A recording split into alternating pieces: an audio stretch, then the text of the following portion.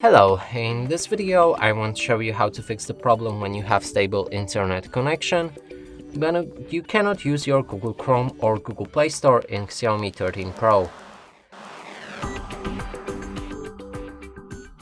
To do this, first let's try Google Chrome, and if we try to reach any website or refresh it, we'll get this error. And the same as with Google Play Store, so if we try to install, for example, Diablo Immortal, it's in a pending mode and it's stuck like this forever.